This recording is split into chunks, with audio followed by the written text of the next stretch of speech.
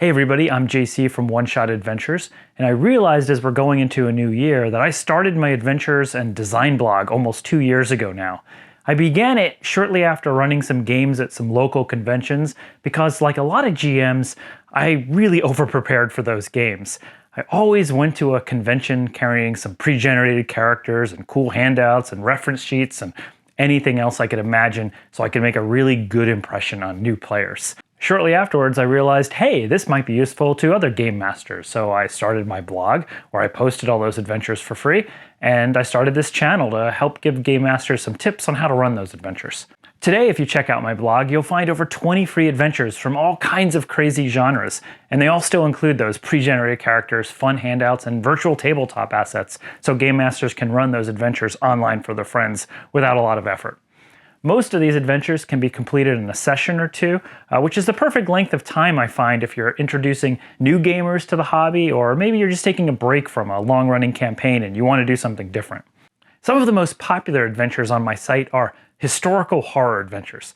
I think there's something special about the historical horror genre. Obviously, if you're a Call of Cthulhu player, you can't possibly disagree with the statement, since almost all Call of Cthulhu adventures take place in the 1920s, which, can you believe it, is almost a century ago now.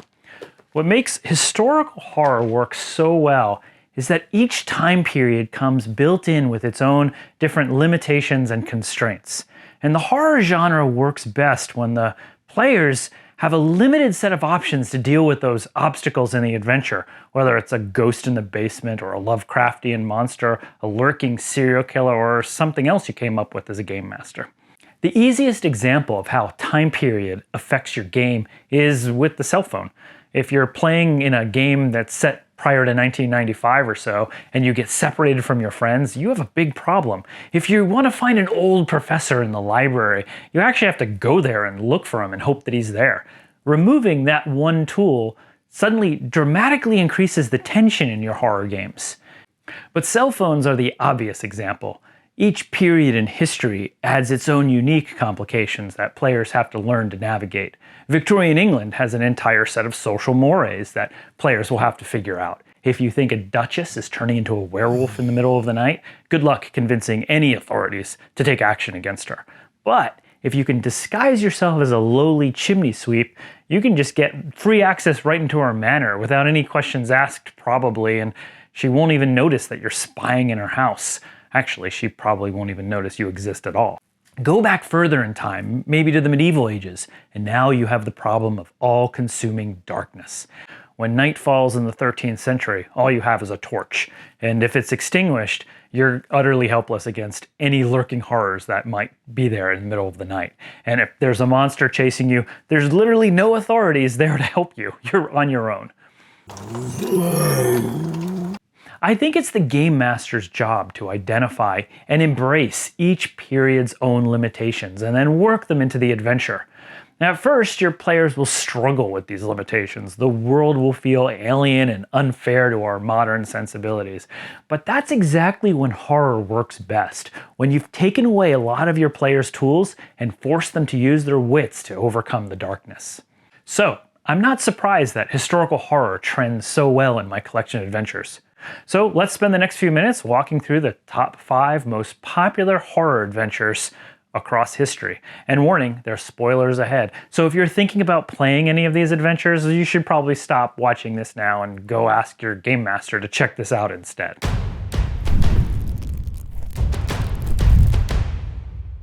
The number 5 most popular historical horror adventure on my site is The Black Mine of Tejan, which is set in the Old West in 1883.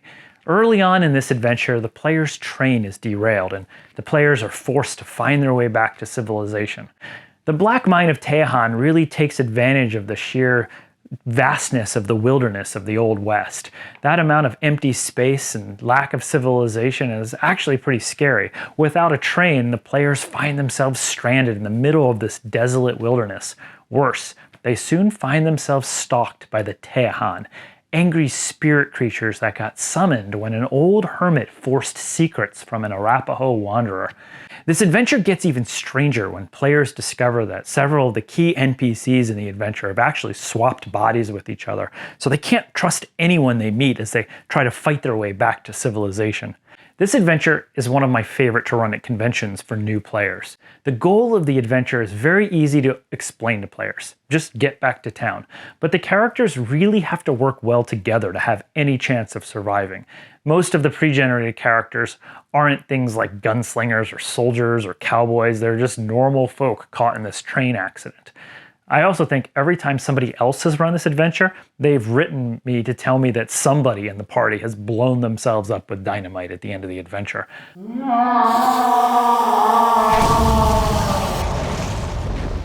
I mean, you can't beat an ending in an Old West game when some desperate player is chucking sticks of dynamite in all directions, right?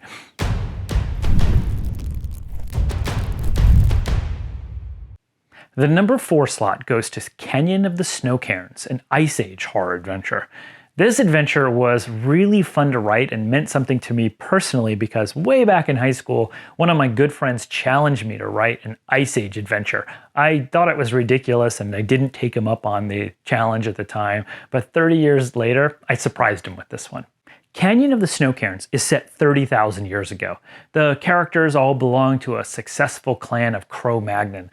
This clan has had it great over the last year or so. They won a war against a rival tribe, hunting season has been wildly successful, and their young chief, Kusum Aha, is beloved. But then one night, the chief is kidnapped by strange men wearing black furs, and he's taken across the river and into a cold, haunted forest. Eventually, the players discover that their beloved chief has been kidnapped by the desperate survivors of that rival tribe, the one they thought they wiped out a year ago. And this tribe discovered a portal in that forest that takes them to the cold and alien world of Borea. And if you're a Lovecraft fan, you will have heard about this other dimension known as Borea, where strange elder gods and other monsters live. So the players actually have to find a way to cross into that world, rescue their chief, and not get noticed by any awakened elder gods while they're at it. When I said that good historical horror takes away some of your players' crutches, well, the Ice Age takes them all away. There's no help, there's no healing, there's no real weapons, there's no books to research.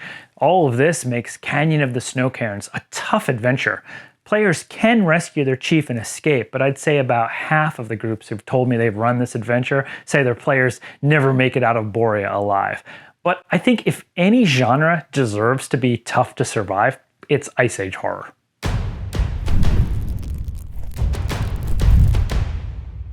Number 3 is The Mound in the Yard, a horror adventure set in a small Tennessee town in the early 1980s. Do the 1980s count as historical horror? See, 2021 minus 1980, well, 40 years.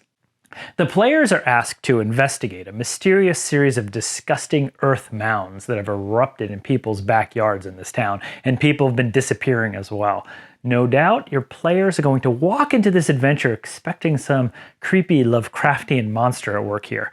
Maybe he's tunneling under the ground and eating citizens, or maybe there's an evil cult or two summoning more of them. But that's the twist of The Mound in the Yard. There's no occult or supernatural horror in this adventure at all. The mounds are red herrings because soon, during the investigation, the players find themselves stalked by an old-fashioned 1980s style slasher. I think The Mound in the Yard is a challenging adventure to run. It's very investigative, so game masters have to do a good job role-playing various townsfolk and pointing the players subtly in the right directions. Choosing when to strike as the slasher is an art form too. You want to lure the players apart before they realize that they're in a Friday the 13th style movie and then go for the kill. But when run right, I think this adventure shines because the villain is so unexpected. So if you like slow burn horror adventures with lots of role-playing opportunities and investigation, check out The Mound in the Yard.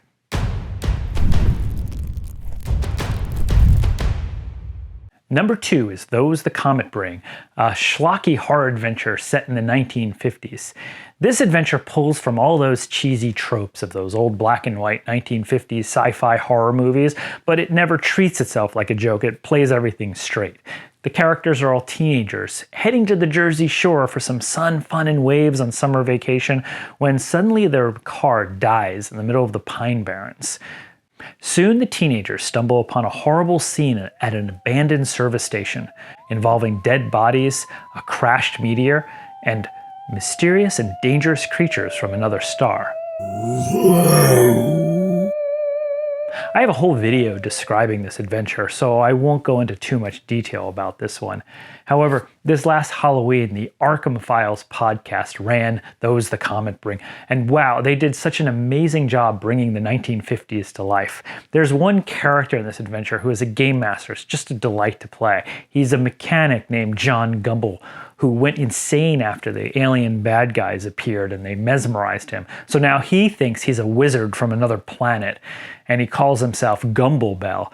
Eventually, after a session or two, the Gumblebell of the Arkham Files podcast crew died in the most horrible way possible, and the players were all actually shocked and sad when that happened. And that's such a great moment to have happen in a horror adventure, when someone the players really love and care about gets brutally cut down by some inscrutable enemy. Anyway, if you like listening to Call of Cthulhu live plays, go to the Arkham Files podcast and check out their Halloween episode.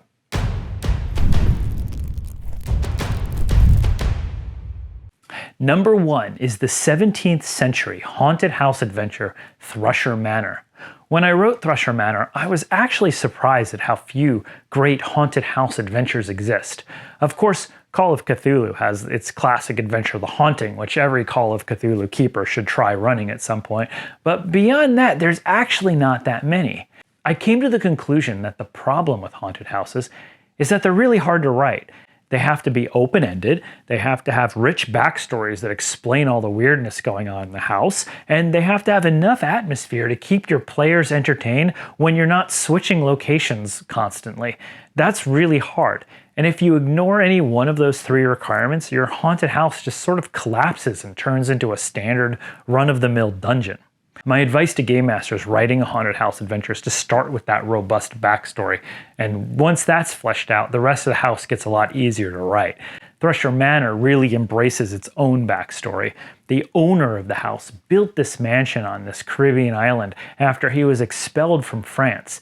King Louis accused him of being involved in the Affair of the Poisons, which is a real-life historical event where people were dying left and right from poison in Versailles, and a lot of people were kicked out.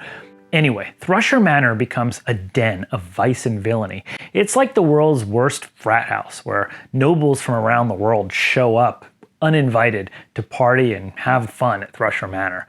Eventually, a demonic guest shows up. He kills most of the other guests and he's trapped everyone else. They've become his little toys.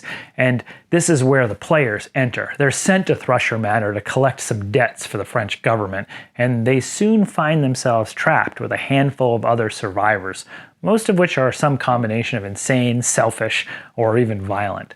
Because it's set in the 17th century, the idea of station plays a critical role in the adventure. The characters are mostly normal or maybe slightly noble characters, but they stumble into this world of occultism and vice run by counts and dukes. The players are underdogs the moment they step into this house. This gives this adventure a different feel from other haunted houses, where character relationships are usually second fiddle to the spookiness and atmosphere of the haunting of the house. But this approach has a downside. People have told me that those character relationships make this adventure a tricky adventure to run. Thrusher Manor is a very dense adventure. It's all set in a 2-story house. It has 5 or 6 key NPCs, a deep and important backstory that plays into the plot, and multiple possible endings. The game master has to do a lot of juggling to have that all run pretty smoothly. But I think when it all comes together, Thrusher Manor is one of the most spooky and atmospheric adventures on 1ShotAdventures.com. If you want to look at a unique take on a haunted house, check it out. Well, that's my list of the top 5 historical horror adventures, at least as judged by page views and downloads. If you enjoyed this video, please click the like button and come back again some other time. Don't forget you can download all of these adventures for free at 1ShotAdventures.com. Being horror, they're mostly available for Call of Cthulhu and GURPS, but there's some other systems mixed in there like Savage Worlds and 5e. And they all include pre-generated characters and cool handouts and virtual tabletop assets. Do you have a favorite historical horror adventure, or maybe a favorite time period where you like setting your adventures? If so, let me know in the comments below. Until next time, I'm JC. I'll see you later.